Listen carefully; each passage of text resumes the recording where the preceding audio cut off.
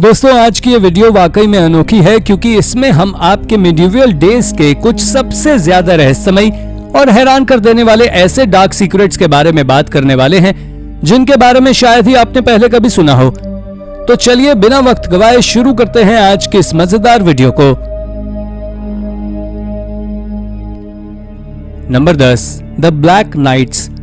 दोस्तों आपको जानकर शायद ताज्जुब होगा कि 13वीं सेंचुरी में यूरोप में कई लेजेंड्स को देखा गया जो कि वहां बहुत तेजी के साथ स्प्रेड हो रहे थे।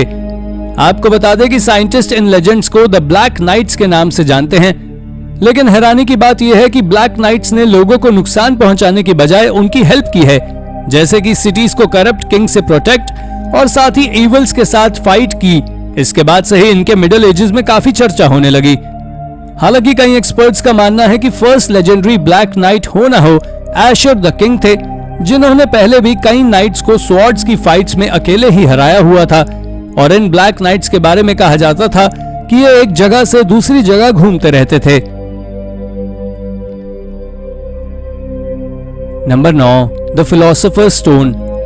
दोस्तों अब हम आपको द फिलोसोफर स्टोन के बारे में बताने वाले हैं, जिसे कि मिडिल एजेस में एक रियल लेजेंड के रूप में देखा जाता था। और अगर हम एक्सपर्ट्स की माने तो उनका कहना है कि द फिलोसोफर स्टोन के पास कई सारी रहस्यमयी शक्तियां मौजूद थी, जिनकी मदद से ये नॉर्मल मेटल जैसे जिंक और कॉपर को गोल्ड में बदल सकते थे। साथ ही इसके बारे में कहा जाता है कि ये किसी भी तरह की बीमारी को पलक झपकते ही ठीक कर सकता था और यहाँ तक कि ये लोगों को अमर भी बना सकता था। लेकिन अब आपके मन में ख्याल आ रहा होगा कि आखिर इस फिलोसोफर स्टोन में ऐसा क्या था जो इसे इतना खास बनाता था।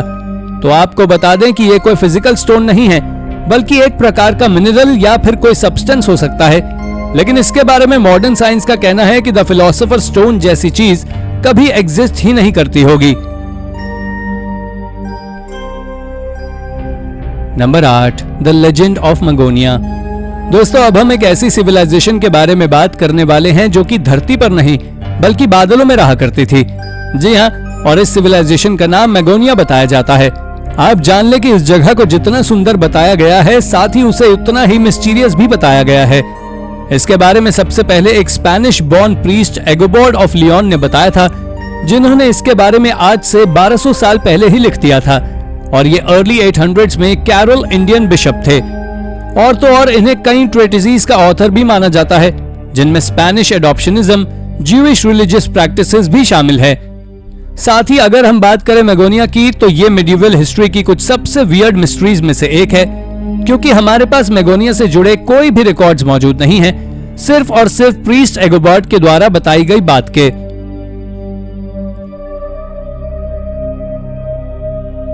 Number 7, the werewolf trials. आज से कई साल पहले अमेरिका में विच हंट्स का काफी ऑब्सेशन हुआ करता था, लेकिन उसी समय यूरोप भी अपने यहाँ वेयरवुल्फ के हिस्टीरिया से काफी परेशान था, जिससे बचने के लिए 1589 में जर्मनी में जल्लादों के द्वारा एक आदमी जिसका नाम पीटर स्टम था, उसको एक वुडन व्हील से बांधकर उसकी खाल को निकाल लिया गया। इसके बाद इसके सर को निकाला गया और एक स्पाइक पर लगाया गया, जिससे लोकल लोगों को वार्न किया जा सके कि वो लोग किसी भी डेविल का साथ ना दे, क्योंकि उस समय लोग वेयरवुल्फ से काफी ज्यादा डरे हुए थे। वेयरवुल्फ से लोग इतना डरे हुए थे कि सोसाइटी में कोई भी अगर अनयूजुअल एक्ट करता था तो उसे सोसाइटी से बाहर कर दिया जाता था और कई बार तो इन लोगों को मार भी दिया जाता था। दरअसल वेयरवुल्फ का इतिहास यूरोप में करीबन 300 साल पुराना है।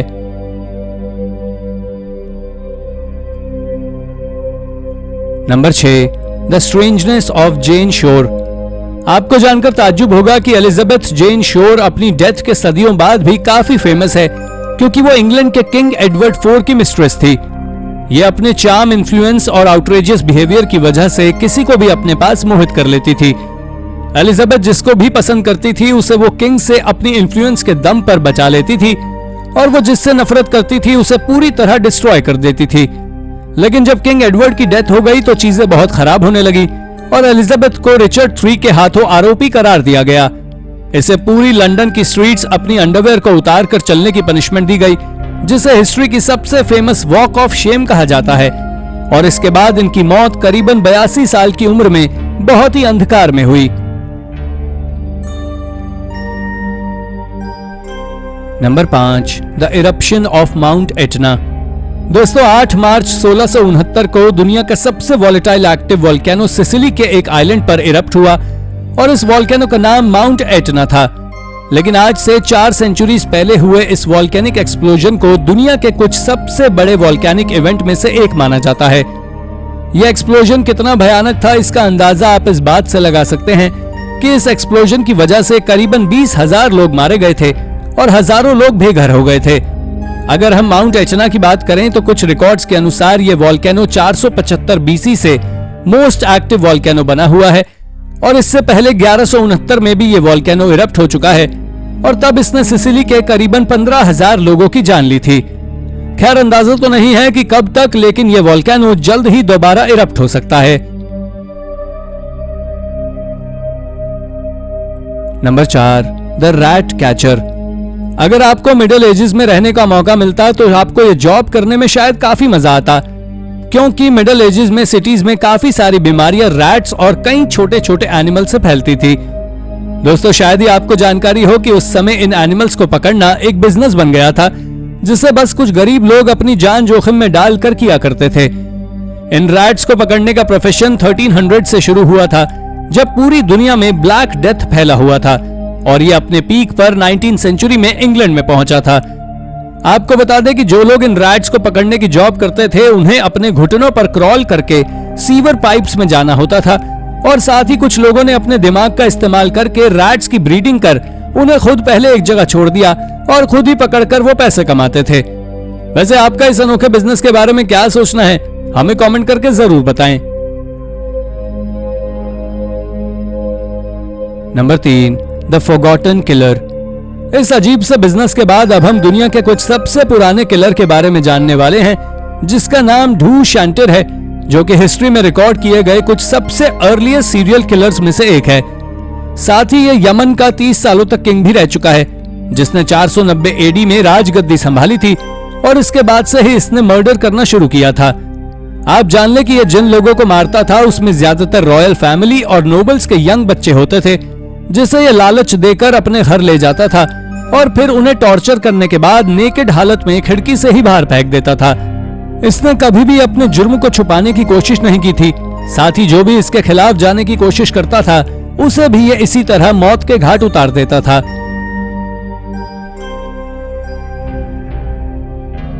Number 2, the book of beast. दोस्तों आज की तुलना में मिडिल एजेस में इतनी सारी बुक्स नहीं होती थी जितनी कि हम लोग आज के समय में पढ़ सकते हैं। और अगर हम लोग मिडिल एजेस की बात करें तो उस समय अगर हम बाइबल जैसी बुक्स को छोड़ दें तो हर तरह के लोगों के पास अपनी एक बेस्टायरी की कॉपी जरूर होती थी। आपको बता दें कि बेस्टायरी उस समय यूरोप की सबसे पॉपुलर इलस्ट्रेटेड टेक्स्ट था, जो कि बाइबल से भी ज्यादा पॉपुलर हुआ करता था। इस बुक को पढ़ने वाले क्रिश्चियन लोगों का मानना था कि ये बेस्टायरी में दिखने वाले क्रीचर्स गॉड्स का ही मैनिफेस्टेशन थे। इतना ही नहीं, ये बुक लोगों को उस समय के पूरे दुनिया में मौजूद एनिमल्स के बारे में बताती थी, बल्कि एनिमल्स का एक स्पेशल रिलीजियस मीनिंग भी देती थी। Number 1, unicorn horn. इसके पहले जैसा कि हमने आपको बताया है कि बेस्टायरी बुक में मिडिल एजेस के कुछ रियल एनिमल्स को दिखाया गया था और उनमें से कुछ तो ऐसे थे जो कि कभी एग्जिस्ट ही नहीं करते थे, जिनमें एक एनिमल यूनिकॉर्न भी था, जो कि मिडिल एजेस में सभी का फेवरेट एनिमल बन चुका था। और हैरानी की बात तो यह है कि इस एनिमल के एग्जिस्ट होने के आज तक एक भी सबूत नहीं मिले हैं। हालांकि कई मीडिवल पीपल का ऐसा मानना है कि यूनिकॉर्न एनिमल सच में एग्जिस्ट करता था। साथ ही मिडिल एजेस में रहने वाले लोगों का ऐसा कहना है कि उस समय के मिथिकल एनिमल्स, इंग्रेडिएंट्स और ऑब्जेक्ट्स के पास कई मैजिकल पावर्स हुआ करती थी। तो दोस्तों ये थी हमारी आज की वीडियो। अगर आपको वीडियो पसंद आई हो तो वीडियो को लाइक और चैनल को सब्सक्राइब करना बिल्कुल ना भूलें। धन्यवाद।